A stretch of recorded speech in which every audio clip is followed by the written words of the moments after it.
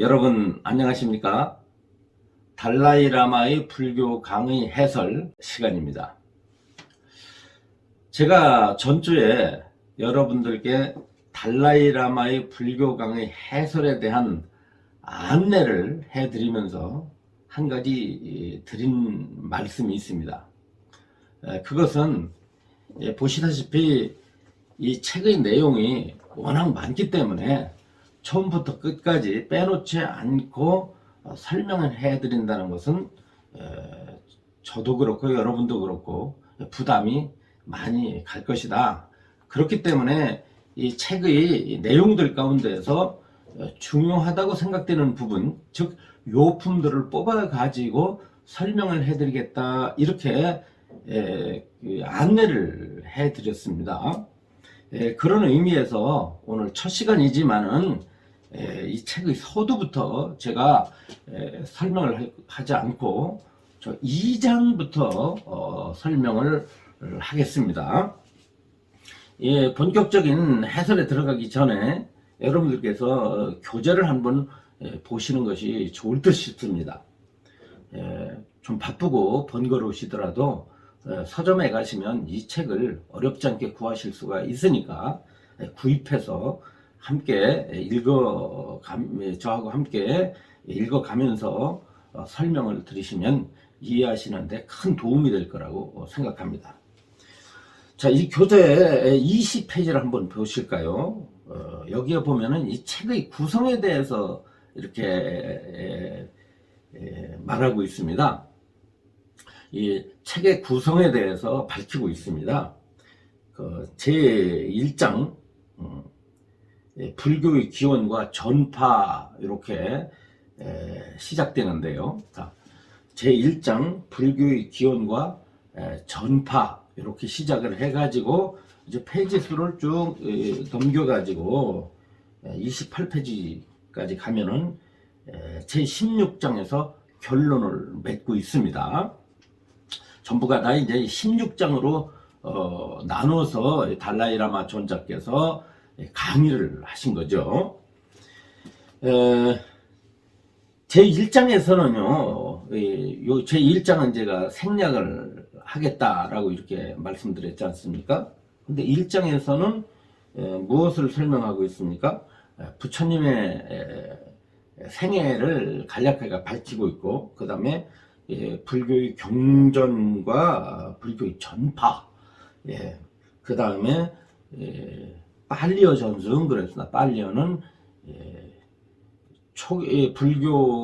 불교의 경전이 어떤 언어에 의해서 기록되었는가라고 했을 때 빨리어와 그 다음에 산스크리트어라고 이렇게 제가 전 시간에 또 밝혔습니다. 그러니까 빨리어로 된 경전과 산스크리트어로 된 경전이 있다.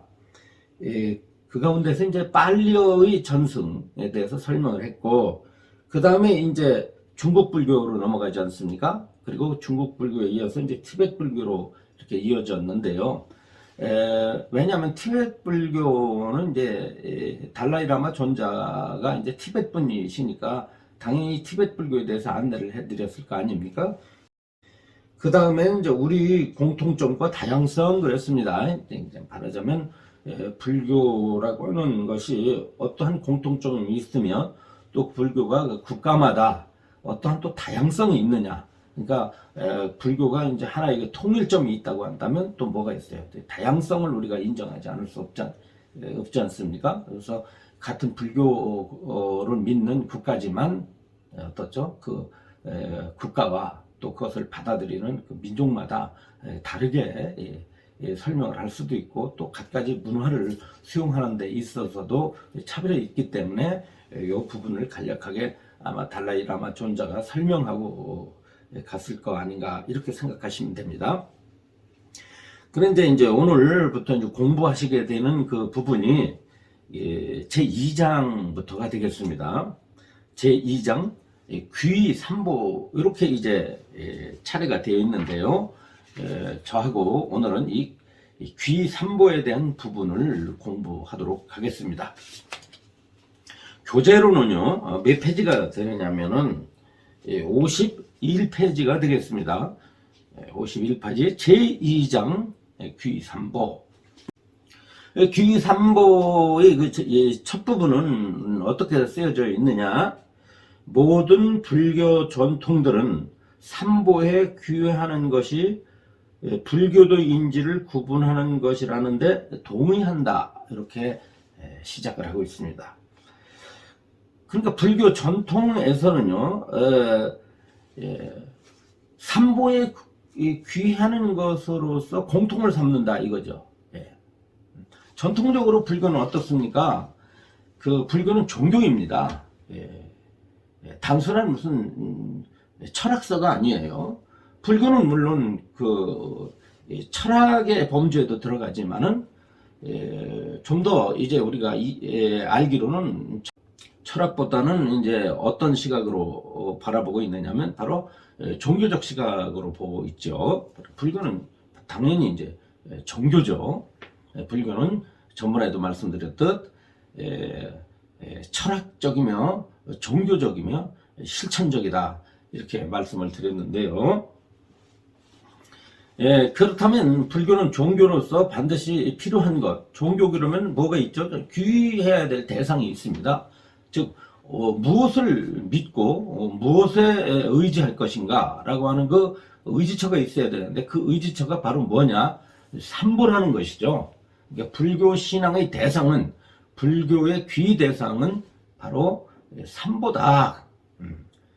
삼보가로서 모든 불교도들은 이 삼보를 믿는 것으로 공통점을 삼는다 이렇게 이제 밝히고 있습니다.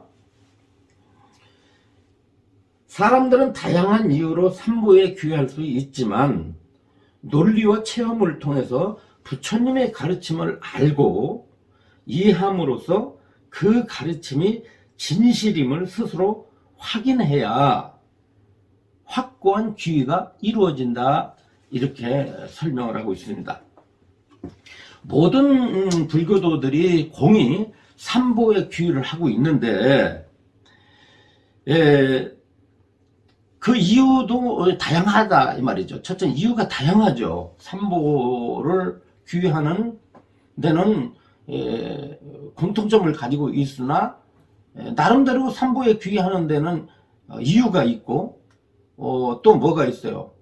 그 귀의하는 정도도 뭐 또 신앙심이 깊을 수도 있고 얕을 수도 있고 또 이제 그 신앙을 갖는 데 있어서도 이유가 여러 가지 있습니다. 가령 어떤 분은 뭐 기복적으로 믿는 분이 있고 어떤 분은 뭐 수행을 해서 뭐 내가 부처님처럼 되겠다라고 하는 그런 생각을 가지고 부처님께 이 삼보에 귀하는 수도 있고 또는 뭐 그냥 불교를 믿으면 또 삼보에 귀하면은 그냥 마음이 편하니까 스님 같으신 분들은 뭐 완전히 세속을 포기하고 출가를 해서 삼보에 귀하는 수도 있지만은 뭐 일반 불자들 중에서는 그냥 그냥 기복적 차원에서 집안이나 잘 되고 자신의 마음이나 편안해 보겠다는 그런 차원에서 이제 삼보에 귀의하는 수가 있고요. 아무튼 사람마다 다 그 삼보에 귀의를 하고 있으나 아주 그 차원이라든가 또 그 형태들이 다양하다고 볼 수가 있습니다. 그러나 참다운 그 삼보에 대한 귀의라는 것이 무엇이냐라고 하는 것을 여기서 언급하고 있습니다. 그것은 논리와 체험을 통해서 부처님이 가르침을 알고 이해함으로써 그 가르침이 진실임을 스스로 확인해야만이 이것이 확고한 귀의가 이루어진다 이렇게 설명을 하고 있습니다. 참 이 부분은요 우리가 삼보를 어떻게 바라보고 어떻게 귀의해야 되는지에 대해서 참 정확하게 설명을 하고 계십니다. 자, 삼보를 갖다가 우리가 확고하게 믿기 위해서는 어떻게 해야 되느냐? 그냥 믿는 것이 아니라 논리와 체험을 통해야 된다 이런 말 이렇게 이제 달라이라마 존자는 그렇게 설명을 하고 있습니다. 논리와 체험, 논리라는 게 뭐죠? 바로 경전에 대한 이해입니다. 예, 부처님께서 설하신 가르침을 우리가 배우고 거기에 대한 충분한 납득이 이루어져야 된다는 거죠. 예, 그냥 경전 공부를 하지 않고 부처님의 가르침을 이해하지 않고서는 삼보에 대한 귀의는 완성될 수 없다 라고 하는 것입니다. 제가 늘 말씀드리지만은 우리 불교도들 가운데서는요 대부분이 삼보를 믿는다고 하지만 삼보가 무엇인지를 몰라요. 또 삼보를 안다 할지라도 뭐 단순하게 뭐 부처님, 그 다음에 부처님이 가르치신 그 내용, 그 다음엔 그 가르침을 실천하고 그 가르침을 전승하고 계신 뭐 스님들. 그래서 불법승 삼보 그러면 과거에 석가모니 부처님, 두 번째는 그 석가모니 부처님이 설해 놓으신 그 가르침, 그리고 출가를 해서 출가를 해서 수행하는 스님들, 요 정도로만 이해를 하죠. 과연 부처님이 어떠하신 분인지 정말 제대로 알고 있느냐, 그리고 그 부처님이 설하신 그 가르침들의 내용을 또 바르게 이해하고 있느냐, 그 다음에 그 출가하던 스님들은 어떠한 행동을 하고 어떠한 생활을 하시는 분이냐라고 하는 것에 대해서 바르게 이해를 하고 있지 못합니다. 그렇다고 한다면 어떻겠어요? 불교를 믿고 있고 또 삼보에 귀의한다고 하지만은 그것은 매우 부족한, 확고하지 못한 이런 미완성의 귀의에 지나지 않는다. 이 삼보에 대해서 정확히 이해하려면 무엇이 필요하냐는 거죠. 바로 부처님의 교법에 대한 이해입니다. 삼보라고 하는 것은 불법승이죠. 이게 뭐 불교도라면 뭐 상식적으로 다 알고 있는 내용입니다. 부처님, 그 다음에 가르침, 그 다음에 승단입니다. 요런데 요 셋 가운데서 가장 중요한 보가 뭐냐? 불보, 법보, 승보 가운데서, 불법승 삼보 가운데서 가장 중요한 보배가 뭐냐면요, 법보입니다. 법보. 이 법보에 기반하지 않고서는 불보도 탄생할 수가 없고 승보도 탄생할 수가 없습니다. 그런데 많은 불교도들이요, 이 불법승 삼보 가운데서 불보에 대한 신앙도 깊고요, 스님들에 대한 믿음도 깊습니다. 예. 그런데 정작 교법에 대해서는, 즉 법보에 대해서는 이해하는 폭뿐만 아니라 그 깊이들도 가지고 있지 않아요.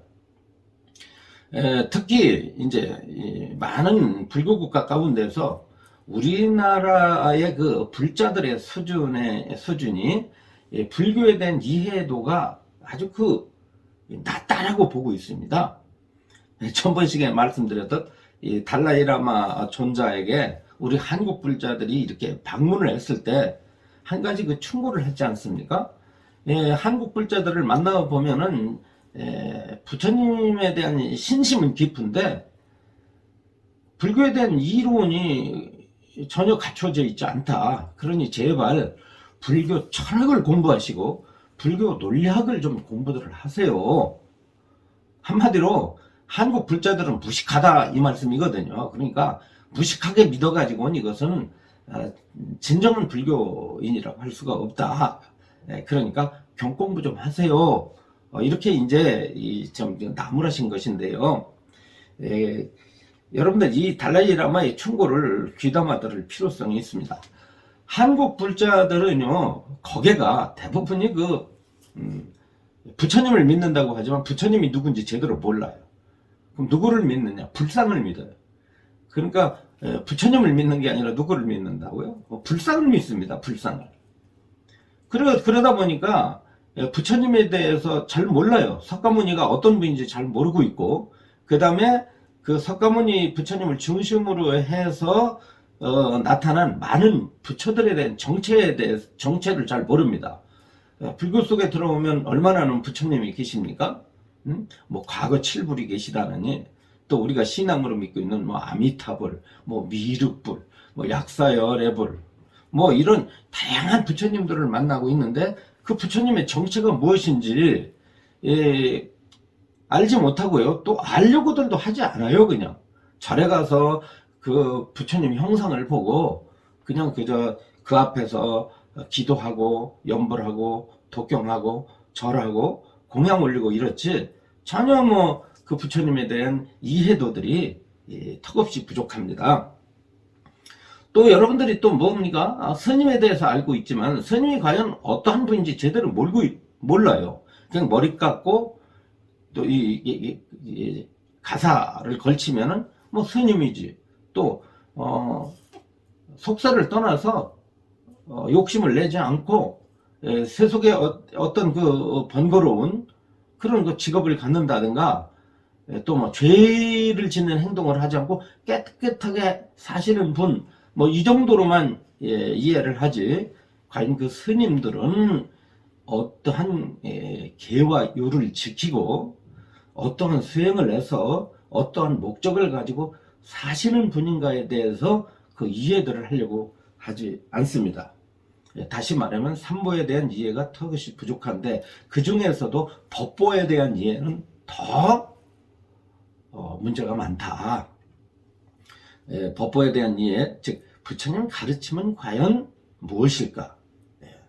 그 뜻을 완전히 파악하는 데는 여러분들의 성의가 부족하다라고 하는 것이죠. 따라서 확고한 삼보에 대한 그 귀의가 이루어지려면은 여기서는 뭐라고 표현할까? 논리라고 그랬습니다. 논리는 경전에 대한 이해죠. 불교는 다양한 경전들로 구성되어 있습니다. 그 경전들을 다 물론 공부할 필요도 없고요. 또 다 그것을 더 이해하려면은 정말 세속인들은 그 여건이 만만치를 않습니다. 저같이 평생 동안 40년이 넘도록 50년을 향해서 불교 강의만 하고 살아가는데도 경전들을 다 보지 못했습니다. 그렇기 때문에 경전을 다 봐야 된다는 뜻은 아니고요. 하나의 경전을 우리가 바르게 이해한다고 한다면, 뭐 몇 가지 경전을 우리가 바르게 공부한다고 한다면, 또 철저하게 공부한다면은 나머지 경전들은 다 회통하게 되어 있습니다. 다 그 뜻을 알게 되어 있어요. 그러니까 많은 경전을 다 공부하라는 의미가 아니라 하나의 경전을 충분하게 바르게 예리하게 우리가 공부를 해야 된다는 점, 요 점이 중요하다 하겠습니다. 그리고 이것은 그냥 단순한 그 이론으로만 이해할 것이 아니라 논리로서만 이해하면 안 됩니다. 단순히 논리와 이론으로서 이렇게 끝이 난다고 한다면 지식에 불과하죠. 또 철학적 수준에 머무는 것에 불과합니다. 불교는 아까도 말씀드렸듯이 철학적 깊이도 가지고 있지만 종교적 깊이도 가지고 있고, 그에 따라 우리에게 강력한 실천을 요구하고 있습니다. 바로 이해한 바를 이 세상을 살면서 적극적으로 실천을 해야 된다는 거죠. 그 실천이 무엇입니까? 불교에서 말하는 수행입니다. 바로 수행을 하게 되면 어떻게 됩니까? 바로 체득을 하게 됩니다. 깨닫게 돼요. 그래서 부처님이 가르치신 그 논리와 그 다음에 그에 따른 수행과 그 체득이, 요 삼자가 이것이 합의를 하는 것이 바로 삼보에 대한 확고한 귀이다, 이렇게 결론을 맺고 있습니다. 그러면서 달라이 라마 존자는 무엇을 인용하고 있느냐, 경전을 하고 있는데, 부처님이 우리를 인도하는 주된 방법은 해탈과 깨달음으로 가는 도를 가르치는 것이다 그랬습니다. 참 아주 간략하면서도 핵심적인 내용을 언급하고 있는데요. 부처님이 우리를 인도하는 주된 방법은 해탈과 깨달음으로 가는 도를 가르치는 것이다 그랬습니다. 부처님께서 세상에 오셔서 중생들을 제도한다, 중생들을 교화한다 그렇지 않습니까? 그런데 부처님께서 중생들을 제도하는 주된 방법이 뭐냐, 그 방편이 뭐냐 하는 것입니다. 부처님이 중생들을 제도하는 그 방법이 다양하다고 하죠.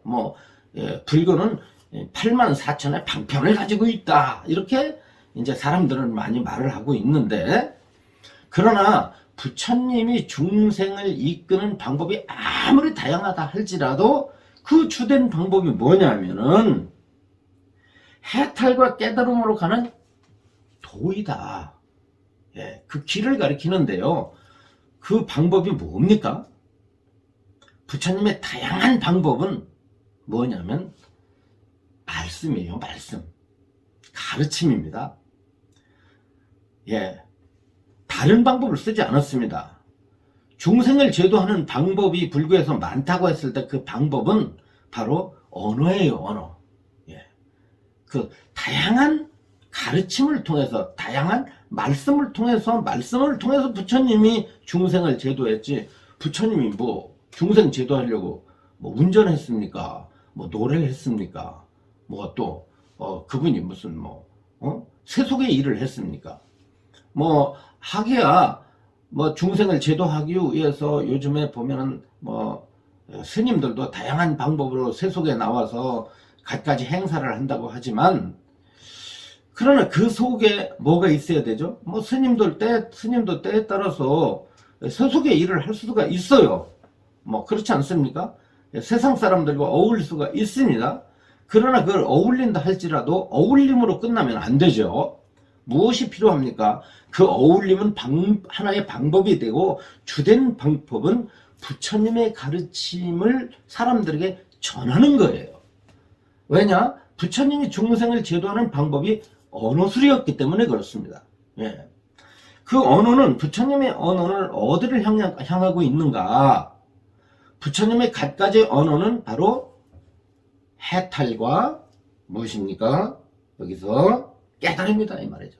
해탈과 깨달음.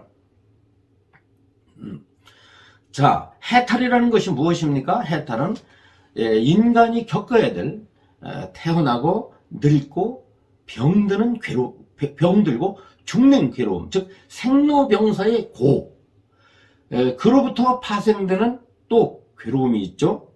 우리는 어떻습니까? 바로 자기가 사랑하고 자기가 좋아하는 사람과의 이별, 그렇지 않습니까? 바로 애별리고, 그 다음에 바로 원증 해고, 내가 싫어하는 들과 만나는 그 괴로움. 또 하나는 뭐냐, 내가 가지고 싶으나, 내가 얻고 싶으나 그것이 얻어지지 않는 데에서 생기는 괴로움, 구불듣고, 그 다음에 우리의 몸과 마음은 어때? 계속해서 형성되고 유지되다가 소멸됩니다. 이 순간순간에도 여러분들의 하나의 세포는 계속 일어나고 있고, 또 과거의 세포는 사라지고 있습니다. 여러분들의 마음도 일어났는가 하면은 바로 사라지고, 새로운 마음이 또 일어나고 또 사라지고 그렇습니다. 우리의 몸과 마음은 끊임없이 일어나고 사라지는데, 이것이 여기에서 뭐가 발생되느냐? 고통이, 괴로움이 발생이 됩니다. 이뿐만 아니라 우리에게는 바로 외부적 내부적으로 계속 끊임없는 불만족과 불충분, 그리고 육체적 정신적 괴로움을 겪고 있습니다. 번민, 갈등, 압박, 이런 것들이 끊임없이 우리의 육체와 정신에서 야기되고 있습니다. 바로 이런 것들로부터 완전히 벗어나는 것, 이것을 갖다가 몫이야, 바로 해탈이라고 합니다. 부처님은 중생이 겪는 모든 고통으로부터 벗어나셨고, 그러한 고통을 그 중생들이 겪고 있기 때문에 부처님께서 자비심으로 그 중생들에게 바로 그 고통으로부터 벗어나는 그 고통의 소멸에 대한 가르침을 베푸셨던 것이죠. 그 중생들이 해탈하지 못하는 것, 벗어나지 못하는 원인이 어디 있습니까? 중생들이 태어날 때부터 지니고 오는 그 어리석음, 예, 근원적 어리석음이라고 하죠. 이것을 불교 용어로는 바로 무명이라고 말을 합니다. 예, 이 무명의 중생들은 휩싸여 있는데 그 어리석음, 그 무명을 제거해야 됩니다. 그 제거하는 길을 또 부처님께서 완전히 그 무명을 제거하고 그 밝은 지혜로서 이루어지신 부처님이 중생들에게 그 지혜로부터 지혜를 얻는 그 길을 설명하고 있다. 그 근거로서 이제 하나의 경전을 언급하고 있는데요. 그게 바로 삼매왕경이라는 경전을 인용을 해서 자신의 달라이라마 존자의 설명을 근거를 삼고 있습니다. 부처님들은 자 어떤 경전입니까? 삼매왕경에서는 이렇게 말하였다. 부처님들은 중생에게 물을 뿌림으로써 악업을 씻어내시는 것이 아니고 손으로 만져서 중생들의 고통을 없애지 않았고 중생들에게 지혜를 옮겨주지도 않는다. 부처님들은 바로 실제에 대한 진리를 가르쳐서 중생을 해탈시킨다. 이렇게 이제 바로 삼매왕경에 쓰여져 있습니다. 다시 읽어보겠습니다. 부처님들은 중생에게 물을 뿌림으로써 악업을 씻어내는 것이 아니고 손으로 만져서 중생들이 고통을 없애지 않고 중생들에게 지혜를 옮겨주지도 않는다. 부처님들은 실제에 대한 진리를 가르쳐서 중생을 해탈시킨다 그랬습니다. 자, 부처님들은 중생에게 물을 뿌림으로써 악업을 씻어주지 않는다 이 말이죠. 이게 무슨 뜻합니까? 불교 의식을 통해서 어떤 종교 의식을 통해서 중생의 악업이 씻어지지 않는다는 거죠. 종교하면은 떠오르는 것들이 좀 다양하지만은 그 중에 하나가 뭐냐면 종교 의식이죠. 불교 안에도 의식이 있지 않습니까? 예, 그렇지 않습니까? 저래 가면 뭐 사시마지가 있고 뭐 기도가 있고 거기에 따른 갖가지 뭐가 있어요? 스님들이 목닥 치시고 요령 흔들으시고 뭐 거기에 따라서 뭐 공양 의식이 있고 또 사람이 돌아가시면 거기에 대한 뭐가 있어요? 뭐 천도 의식이 있고 뭐 갖가지 의식이 있습니다. 법회 볼 때 뭐 의식하지 않습니까? 뭐 귀삼 뭐 찬불가도 부르고 뭐 또 뭐 불러요? 뭐 청법가도 부르고 또 뭐 참 뭐 보현행원도 부르고 뭐 산해가도 부르고 뭐 여러 가지 또 이제 노래도 부르고 이렇죠. 그런데 그런 것들을 통해서 과연 중생이 해탈할 수 있느냐? 또 중생이 과거에 악업을 지어가지고 마음에 죄업이 쌓였을 때 그런 의식들을 통해서 과연 중생이 해탈할 수 있느냐? 좀 냉정하게 비판을 해서 뭐냐? 부처님께서 부처님 앞에 3000배를 했다 그래서 과연 그것으로서만이 중생의 죄업이 씻어질 수 있느냐? 여러분들의 업장에 소멸될 수 있느냐? 그럴 수 없다는 거죠. 좀 냉정한 얘기지만 그럴 수 없다는 거예요. 그러나 그것이 불필요하다는 말은 전혀 아닙니다. 필요합니다. 부처님 앞에서 의식도 중요하고 여러 가지 거기에 따른 갖가지 행법들을 불교도들이라고 한다면 반드시 행할 필요가 있습니다. 그러나 본질은 거기에 있지 않다는 거죠. 그것은 하나의 본질에 들어가는 방법입니다. 죄업을 소멸시키는 하나의 방법이라고 할 수 있기에는 아까 말씀드린 중생의 무지를 파괴하고 고로부터 벗어나는 데는 본질이 될 수 없다는 거죠.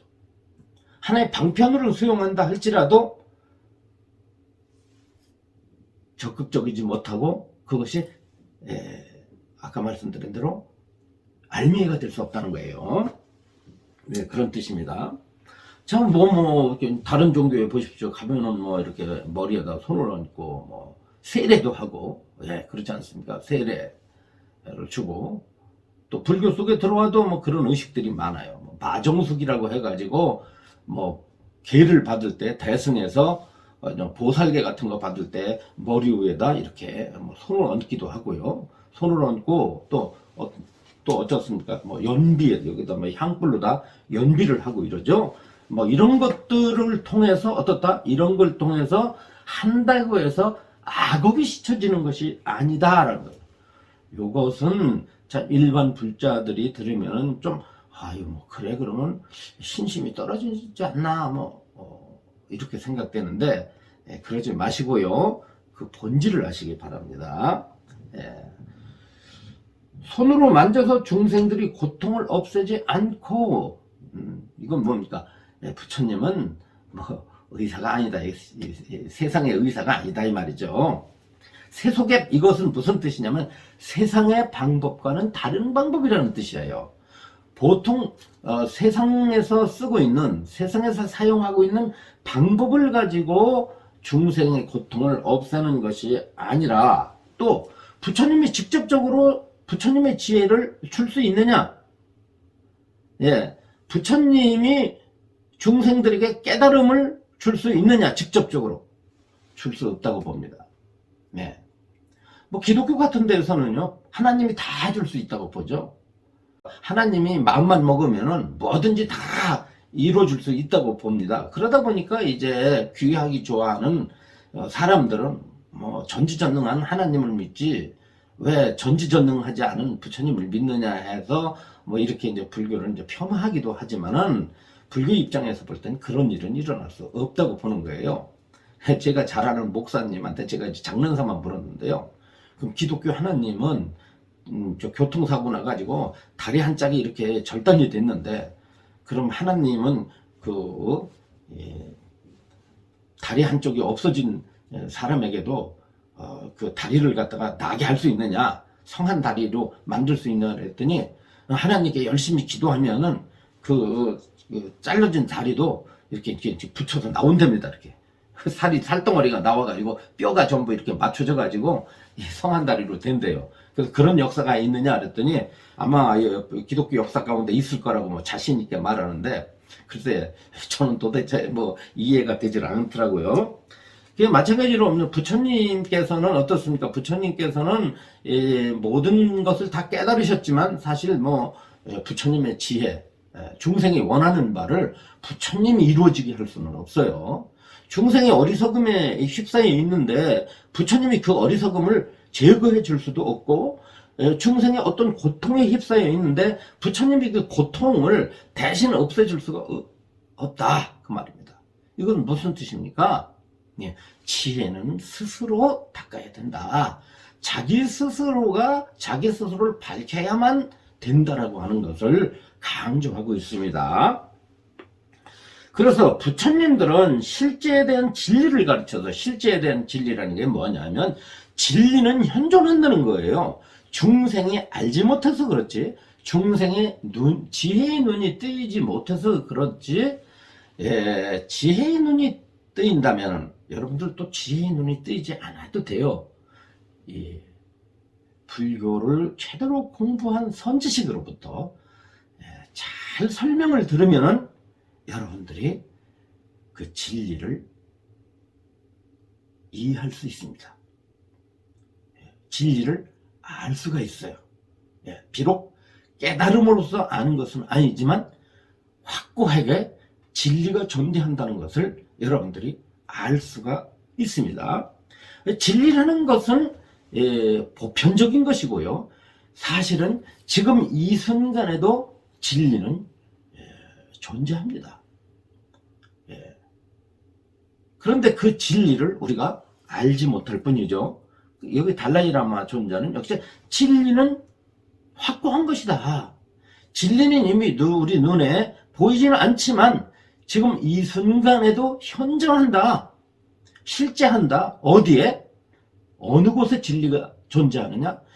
가까이는 여러분들 몸과 마음 자체가 바로 진리이다. 여러분들이 비록 태어나서 늙고 병들고 또 죽고 그러면서 그 가운데 어떻습니까? 갖가지 번민을 일으키고 또 보면은 우리들에게 눈으로 보여지는 거, 귀로 들려지는 거 얼마나 많은 다양한 존재들이 있습니까? 이 다양한 것들, 드러난 것들, 이 현상계, 예, 낱낱이 뭐 눈에 보이지 않는 먼지부터 이렇게 시작을 해서 저 하늘을 보면은 천구해하기 어려운 우리의 어떤 인식을 초월한 이 수많은 이 우주계 그 자체 속에 다 이것이 진리가 실재한다 라고 하는 것이죠. 즉 이 세상에 진리를 떠난 존재는 없다. 뭔지 하나도 진리의 성질을 내포하고 있는 것이죠. 이 진리를 우리는 발견하지 못하고 있는데 부처님께서는 비로소 당신이 그 진리를 깨닫고서 그것을 우리들에게 가르침을 주셨다. 가르침을 주셨기 때문에 우리들은 어디에 귀를 기울여야 합니까? 바로 부처님이 가르치신 내용에 귀를 기울여야 된다라고 하는 것입니다. 그래서 우리는 이 도를 스스로 수행을 해야 한다. 그 누구도 우리를 위해 이 일을 대신해 줄 수 없다라고 하는 것입니다. 이것은 대신해 줄 수가 없어. 지혜를 얻고 해탈을 얻는 데는 부처님도 대신해 줄 수가 없습니다. 여러분들의 고통을 여러분들이 씻어야지 부처님이 대신 해줄 수는 없다. 그래서 불교는 자력의 종교라고 말합니다. 자기 스스로가 공부를 해서 자기 스스로가 실천을 해서 자기 스스로가 증득하는 것이 바로 불교다 그랬습니다. 그래서 부처님께서 열반경에서 무엇을 강조하셨습니까? 자귀해라, 자등명, 바로 법등명 그랬습니다. 자귀, 법귀, 자등명, 법등명 했습니다. 그때 자귀, 자신이 자신에게 귀를 해서 스스로가 스스로를 밝혀야 된다라고 이렇게 부처님께서 강조하셨습니다. 불교도들이 부처님을 믿지만은 그 부처님은 무엇으로 믿습니까? 나의 가르침을 전해주시는 위대한 성인으로서 우리가 부처님을 믿는 것이다. 부처님도 우리에게 부처님의 가르침들을 맹목적으로 따르지 말고 가르침을 이해하라고 강력하게 권고하셨다 그랬습니다. 나를 맹목적으로 따르지 마라. 나를 그냥 믿는 것으로서는 아무 소용이 없다. 나의 가르침을 따르고 나의 가르침을 제대로 실천하라고 한 것이죠. 수많은 종교들에 대해서 나온 문헌들을 접하고 있는데 만일 나이든 불교도들의 설명이 피상적이고 부적합하여 미신적이라고 젊은 세대가 생각한다면 젊은이들은 불교를 확신하지 못할 것이다. 이렇게 말하고 있는데요. 불교를 오랫동안 믿었어요. 나 30년 믿었다, 40년 믿었다. 혹은 어떤 분들은 나도 불교 믿어.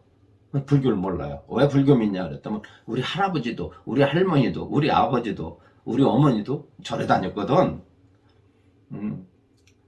우리 아버지도 심지어는 절에 들어가서 공부하셨다 나왔대. 그래서 우리 아버지가 불교 믿었으니까 나도 불교 믿어. 이런 사람들 많습니다. 예. 어떤 분들은 평생 불교 믿는다고 손에 염주 걸고 이렇게 돌리시고 다니지만 그분에게 불교에 대해서 물으면 아는 게 별로 없어요. 네. 나무 아미탑을 열심히 찾으시는 분에게 아미타불이 누굽니까? 물으면 잘 몰라요. 극락세계 가고 싶어 하는데 극락세계가 어떻게 하는 것이 극락세계 가는 거고 극락세계라고 하는 것이 뭐냐? 라고 물으면 잘 몰라요. 극락세계 본질을 몰라요. 모르는데 이렇게 그냥 과거 방식으로 옛날에 할머니들이 절에 다니는 방식으로 믿었어. 그 믿음을 가지고 젊은이들한테 불교를 갖다 설명하려고 한다면 젊은이들이 그 종교 믿겠어요? 앞으로는요, 여러분들 생각해 보세요. 앞으로는 이 젊은이들이 종교들을 옛날 종교 잘 안 믿습니다. 옛날 방식의 종교 안 믿어요. 제가 이제 그 포항공대 그 강 교수님하고 좀 제가 이게 자주 교류를 하는데 그 교수님한테 물어봤어요. 그 포항공대 그 학생들에게 불교도들이 있느냐 그랬더니 강 교수님 말씀이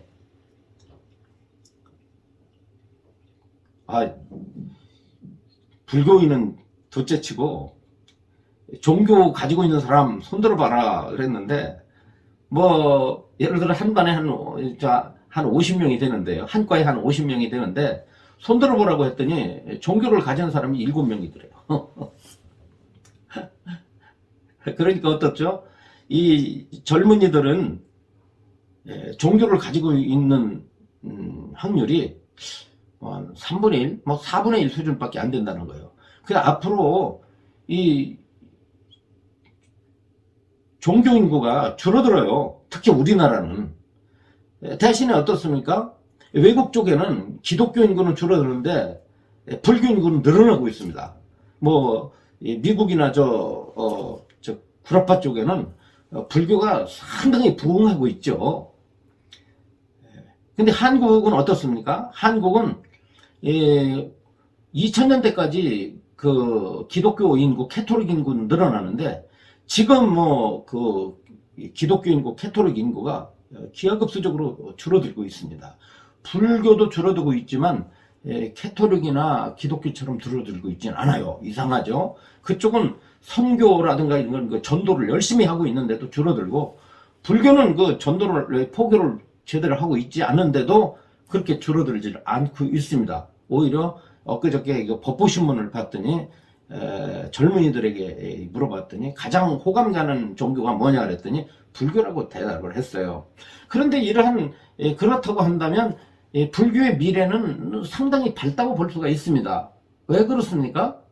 불교는 일반 종교와 달리 합리성이 있기 때문에 그렇습니다. 그래서 누구나 다 아는 아인슈타인 같은 그 천재 과학자는 이 세상에 나타난 종교 가운데 가장 과학적인 종교가 불교다라고 이제 칭찬을 했어요.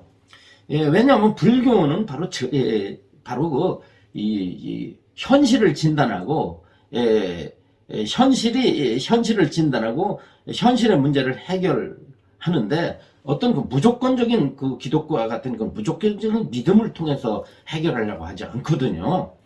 바로 직접적인 지혜를 통해 스스로 개발된 지혜에 의해서 확정적인 그 진리를 보게 하기 때문에 불교는 아무리 과학이 발달된다 할지라도 전혀 그 모순성을 발견할 수가 없습니다. 불교는 앞으로 그 발전할 수 있는 소지가 대단히 많은데 과거에 이렇게 미신적인 불교를 하나의 부처님을 신으로만 보고 있고 어떤 전지전능한 자로만 보고 있고 소원이나 성취시켜주는 이런 부처님으로 바라보고 있고 그런 사고방식을 가지고 평생을 불교한 걸 가지고 가령 절에 오래도록 다니는 할머니한테 요즘 얼마나 이 핸드폰 가지고 있는 전화기 속에 얼마나 많은 정보가 들어져 있습니까? 그리고 TV를 보면 수많은 정말 세상에 똑똑하다는 분들의 강의는 다 들어있어요. 수많은 지식들이 뭐 멀리 가지 않고 방 안에서도 다 볼 수가 있는데 그런 손녀가 할머니 절에 댕겼는데 할머니 부처가 바로 부처가 무슨 일을 했어? 극락이 어디 있어? 뭐라고 묻는다고 한다면 뭐라고 대답할 거냐 이 말이에요. 과거에 노인들의 불교를 가지고는 젊은 세대를 이끌 수가 없다라고 말을 했어요. 올바르게 귀하려면은 삼보가 무엇인지를 정확하게 알고 이해해야 된다 그랬습니다. 이해하게 되면 어떻게 되느냐면 이해하려면 뭐 해야 되느냐? 자, 삼보를 이해하려면 어떻게 해야 되는가라고 하는 그 정의를 내리고 있는데요. 이 부분을 읽으면서 여러분들께 이 오늘 시간을 마치도록 하겠습니다. 그러려면 어떻게 돼? 사생제를 이해하는 것이 중요하다. 삼보에 귀하는 것을 기반으로 해서 부처님의 가르침을 배우고 생각하고 명상하게 되면 귀하는 마음이 깊어진다 그랬습니다. 자, 무엇을 이해하라고 했습니까? 사성제를 이해해야 한다. 부처님의 설하신 그 중요한 가르침 뭡니까? 바로 사성제입니다. 이 사성제를 제대로 이해를 해야만이 삼보에 대한 확고한 귀가 이루어진다. 자, 시간 관계상 오늘은 이 사성제가 무엇이냐 하는 것은 생략하도록 하겠습니다. 앞으로 이 내용은 참 중요하게 다시 설명되고 있기 때문에 이 내용은 그냥 지나가고 있고요. 요거를 기억하시기 바랍니다. 삼보에 대한 그 확고한 그 귀의가 이루어져야 되는데 그 이 귀의를 이루기 위해서는 사성제를 바르게 이해해야 한다. 이래서 삼보에 귀의하는 마음과 가르침들을 이해하는 마음이 서로를 도우면서 우리 수행은 발전한다 그랬습니다. 자, 우리의 수행이 발전하기 위해서는 어떻게 해야 되느냐? 삼보에 대한 확고한 이해로부터 출발하고 그 이해는 사성제에 대한 가르침에 대해서 공부하는 것, 요것으로 이 매듭을 짓고 있습니다. 이 삼보에 관한 내용은 다음 시간에 계속 이어집니다. 여러분 설명 들으시느라고 참 여러분 수고 많으셨습니다. 고맙습니다.